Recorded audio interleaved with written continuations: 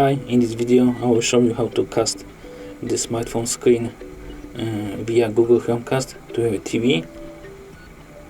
It's very easy.